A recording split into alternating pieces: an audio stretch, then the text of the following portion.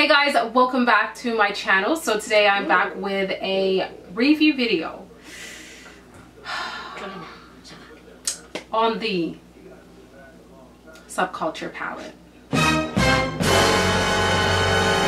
If you guys want to hear my thoughts on this palette, how I used it, and just comparisons to other Anastasia palettes, then this is the video for you. Don't forget to hit that subscribe button, and if you are a new loyal follower, then thank you so much for joining me again on this video. And let's just roll with it. Just a disclaimer, this video here is not to bash Anastasia Beverly Hills, the Subculture palette, and it's not to praise them either. It is just to tell you guys my opinion on the palette, how to actually use it for those of you who are die-hard Anastasia fans and just want to be able to create a look with this palette. I'm going to show you how, and I'm going to tell you guys my thoughts. I did hesitate making this video because there are so many videos out there over this palette. It has become the talk of the town. Everyone is really disappointed in this palette, but then there are those who got amazing palettes and are happy. So I'm just here to show you guys my experience with the palette and let you guys know what I think you should do in order to make it work for you. Okay, here is the Anastasia Subculture palette, which is the sister palette for the Modern Renaissance palette, which was a hit for Anastasia. Everybody loved this palette, including myself. It's one of my favorite palettes. It retails for $55 Canadian, and I believe it's $45 American. Here is the packaging. I do really like the packaging. It has that beautiful velvety material just like the Modern Renaissance did. The color scheme kind of threw me off. It didn't really call my name, but it is actually really nice and different and just unique, you know. And then here are the eyeshadows. As you guys can see, I have used mine already. It is not a brand new palette because I really did want to get a feel for the palette before doing this video. And here are all the shade selections. When I first saw the palette, I wasn't too amazed. I didn't know if I wanted to purchase it just because these aren't colors that I would kind of use on a regular basis. But as there was so many promotion out there on the palette and I saw it more and more on Instagram, I kind of fell in love with it because I was like, this is so unique and different, and I don't have any other palettes with this color scheme. So that's why I kind of started loving the palette and really wanted to try it out. I have had this palette for about a week now, and I have created, I want to say, 5 different looks with it. I've swatched it numerous times and just played around with it, and this is the appearance of my palette after using it about 5 times.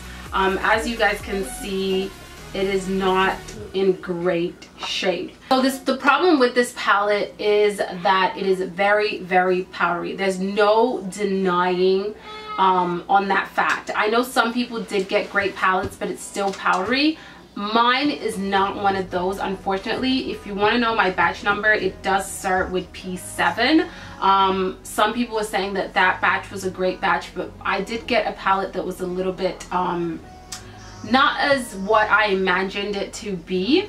These eyeshadows are extremely pigmented, like overly pigmented. I don't have any other eyeshadow that has this type of pigmentation where with just like one touch you have so much pigment on your finger. Like I'm literally just touching it and look at the pigmentation.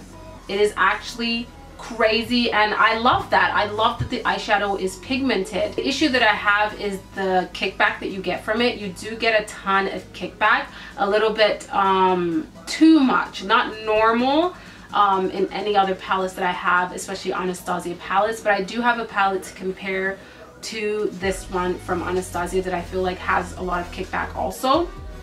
The kickback, I can look past it and I can still work with the palette. The only issue is these eyeshadows feel like a pressed pigment, and they kind of fall apart very easily because they're very soft and they're extremely pigmented. So this will run out very easily if you are to use this as your everyday palette, I don't think it will last, in my opinion, just because of how much product you are wasting using it to do your eyeshadow. My experience with the palette is that I cannot mix the darker shades with the lighter shades, or they will literally either get darker as if I put like a gray or a black, or they would just literally disappear and come off my eyes as if I didn't place it there. For example, I cannot mix Fudge with New Wave. It just doesn't work out. I really have to be precise with the colors and try to blend them very, very, very softly to get an eye look out of it. I can't mix the color Aces with Rowdy or Fa or Edge, because again, they just will not mix. They will transform into this deep grayish black shade on me. Another color that I have a little bit of an issue with is Roxy and New Wave. They do oxidize on my crease only. When I put them on the lids, they do stay true to the color on the pan, but when I put them on my crease area, it does get slightly darker. I'm not sure why. I have tried using different primers, I've tried using different concealers and then setting powders.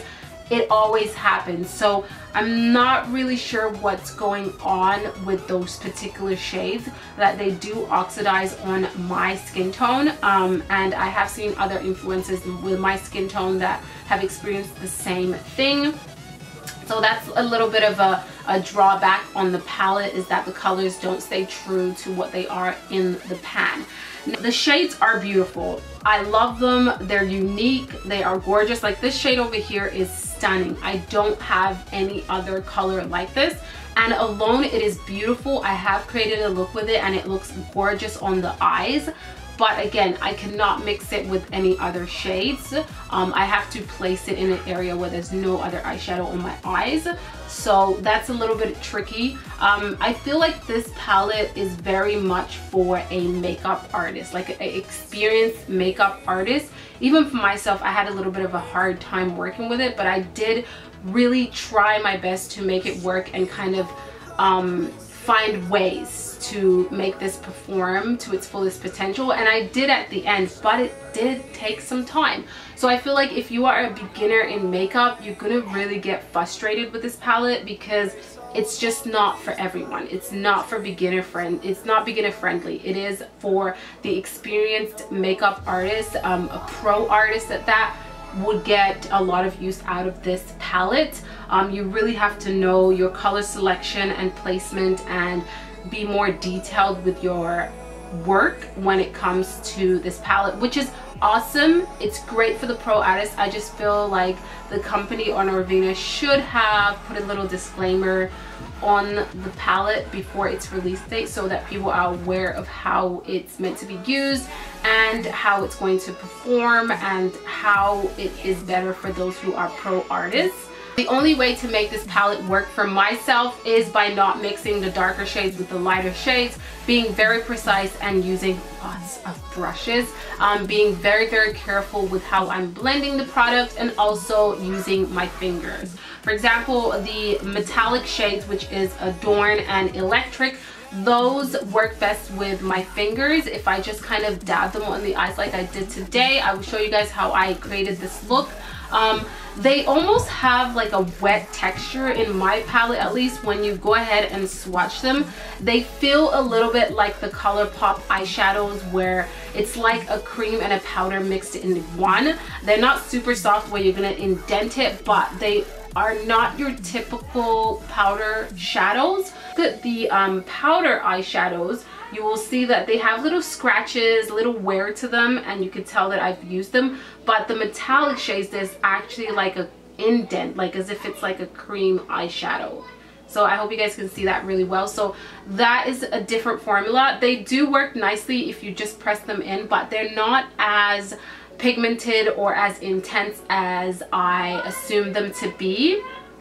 From what I've seen in campaigns, especially on my skin tone, they don't come out as vibrant as I thought they would be, but they are still very, very beautiful shades. The color Cube, which is this shade over here, I was really excited for this one because it's super different. It has kind of like a pink shift. It's like a duo chrome.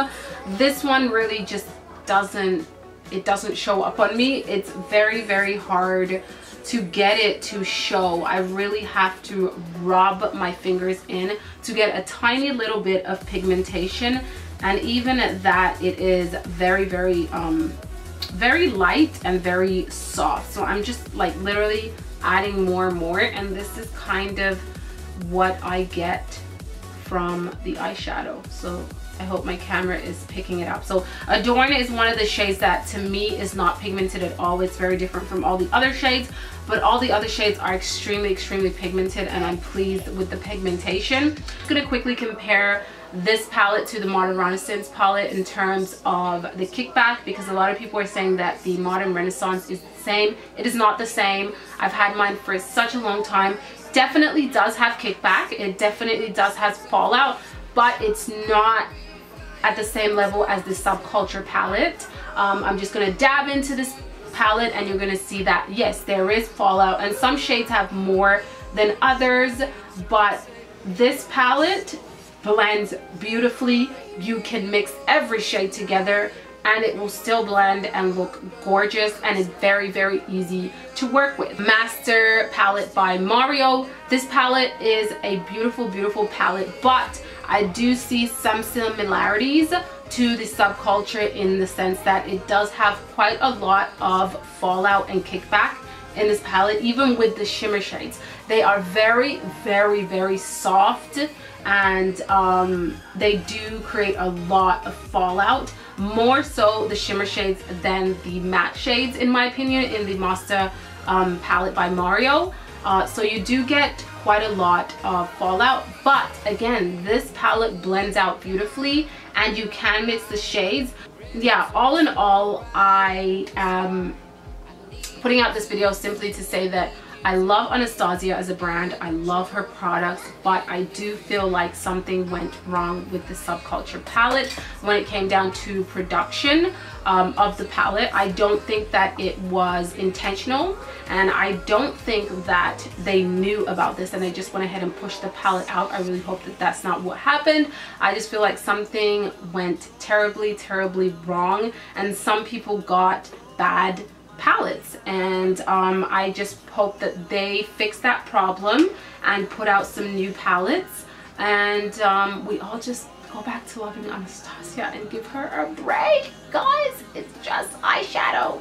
Anastasia is known for amazing quality products, and that's why I don't bash the brand. I don't want to put them down over one product that went wrong. A company, they're not always going to put out amazing products. They might have little hiccups here and there, and I feel like this is Anastasia's hiccups. People are just killing them. I feel like that is totally wrong. You should not be doing that to a brand that has consistently been putting out amazing quality product. They are amazing in terms of showing love to their supporters, and they have great customer service. So they did have a little bit of a hiccup, but I think that in time they will fix the issue. That is it for this video. I hope it was informative and you guys got a lot of insight on the palette and just how it performs and how to work with it.